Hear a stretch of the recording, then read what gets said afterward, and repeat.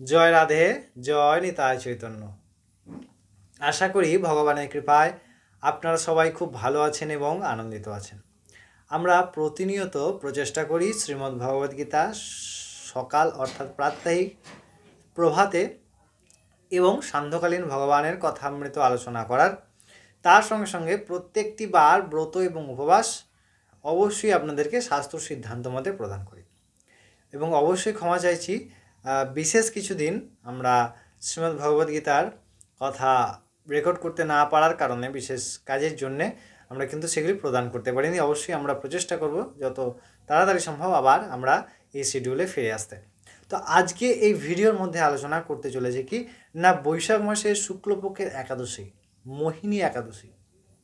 এই মোহিনী একাদশীর কথা ভগবান শ্রী রামচন্দ্র শুনেছেন কার কাছ থেকে না, বশিষ্ঠ মুনির কাছ থেকে। এর মাহাত্ম্য কথা, এই ব্রতের বিশেষ মাহাত্ম্য কথা শুনেছেন। এই যে একাদশী, এটি অত্যন্ত মহামহিম কেন তাহা অবশ্যই বর্ণনা করব। কুর্ম পুরাণেও এই একাদশীর মাহাত্ম্য কথা বর্ণনা হয়েছে, তাহা অবশ্যই আমরা আজ শুনব। প্রথমেই আমরা এই ভিডিওতে আলোচনা করে নিই যে এই একাদশী পালন কবে করব আমরা, 8 তারিখ নাকি 7 তারিখ।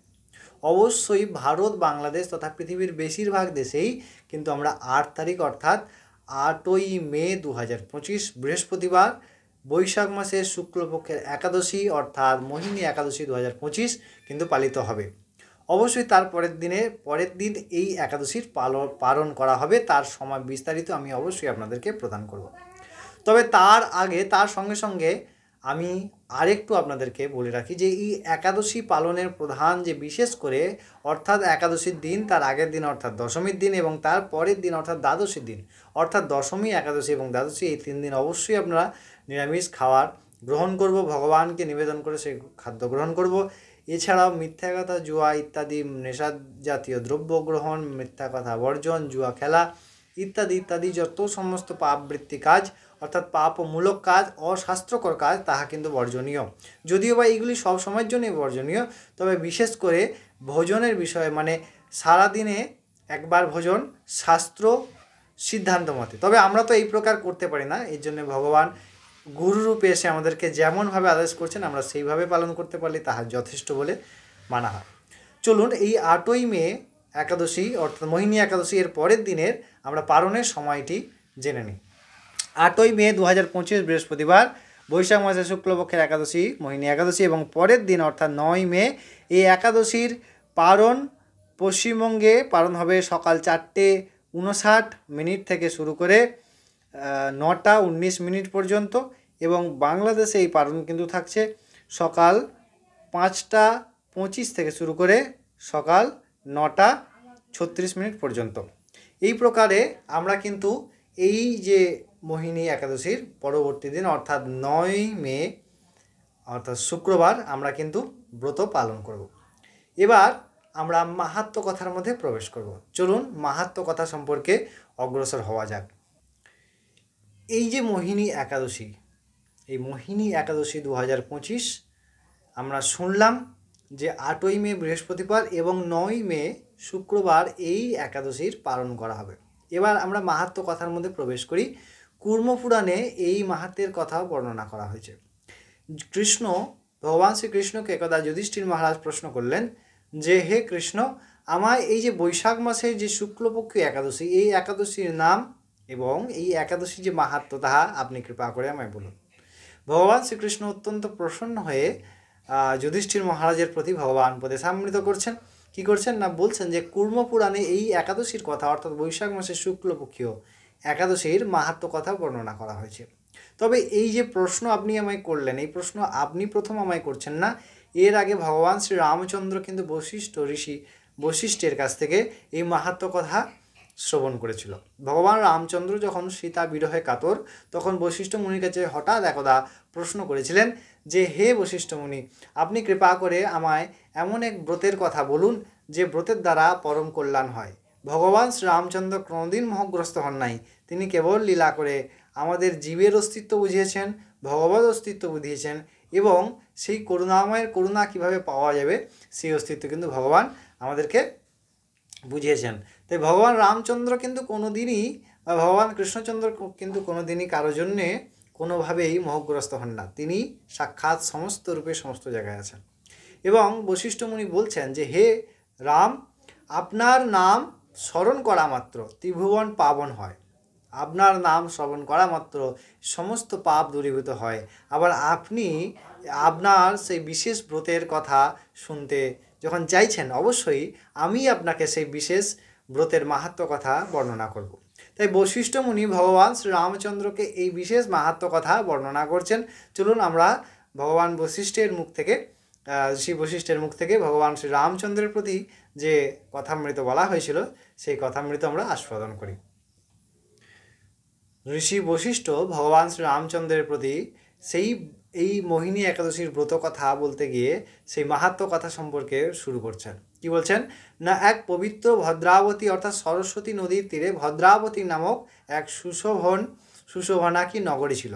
সেই নগরীর মধ্যে একজন রাজা ছিলেন এবং তার একজন বিশেষ ধনী ব্যক্তি বসবাস করতেন। সেই রাজার নাম ছিল ধৃতিমান এবং সেই ধনী যে ব্যক্তি তার নাম ছিল কি না ধনপাল, এবং তাহার 5টি পুত্র ছিল।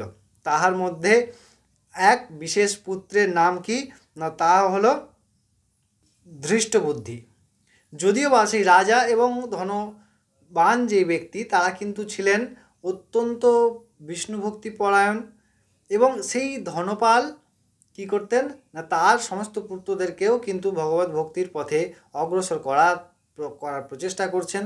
তবে সমস্যা একটি হয়েছিল যে ধৃষ্টবুদ্ধি নামে যার যে 5মতম পুত্রটি ছিল, সেই 5মতম পুত্রটি কী করতো না নিত্য নিরন্তর অসৎ বৃত্তিযুক্ত হয়ে চুরি, মদ্যপান, জুয়া ইত্যাদির মধ্যে নিরন্তর মেতে থাকতো। এই প্রকারে যখন দিন যেতে থাকে, এই সমস্ত বৃত্তিগুলি আস্তে আস্তে ধরা পড়ার ফলে কি করা হয়েছিল না তাকে সেই নগরী থেকে তাড়িয়ে দেওয়া হয়েছিল। কিন্তু নগরী থেকে তাড়িয়ে দিলে তো তার বৃত্তিগুলি নষ্ট হয় না, তার বৃত্তিগুলি কি হয় না, তার বৃত্তিগুলি নিত্য নিরন্তর সেইভাবেই ছিল।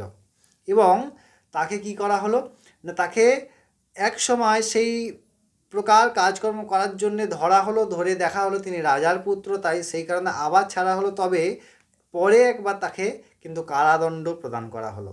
সেই কারাদণ্ড প্রদান করা হলো এবং অবশ্যই তার সঙ্গে কষাঘাতের শাস্তির বিধান করা হলো। যদিও বা সেই সমস্ত শাস্তি ভোগ করার পরেও সেই ধৃষ্টবুদ্ধি কী করলেন না আবার তিনি বনে চারণ করতে লাগলেন এবং পশু পাখিকে হত্যা করে কী করলেন না নিজের পেট বা আহার পরিপূর্ণ করে তার জীবন ধারণ করছিলেন। এবং ভগবানের কৃপা যে অহৈতুকীভাবে হয় তাহা ইহার সবথেকে বড় উদাহরণ।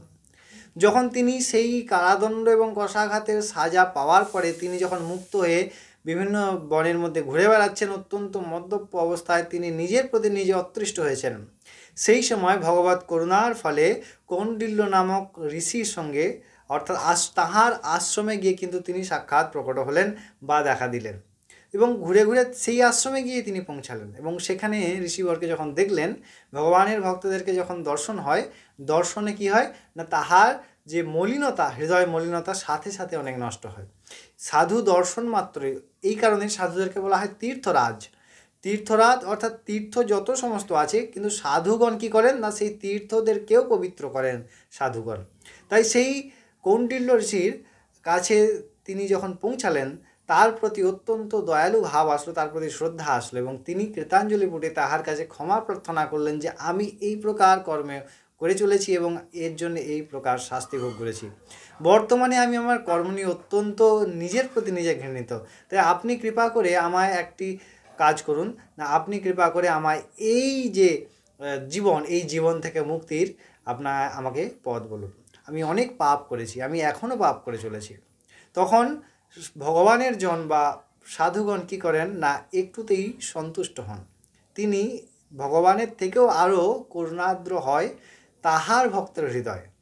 তো তিনি সেই কৌণ্ডিল্য ঋষি কী বললেন না অবশ্যই আমি তোমায় এই প্রকার যে পাপ তুমি করেছো এর থেকে মুক্তির উপায় বলছি।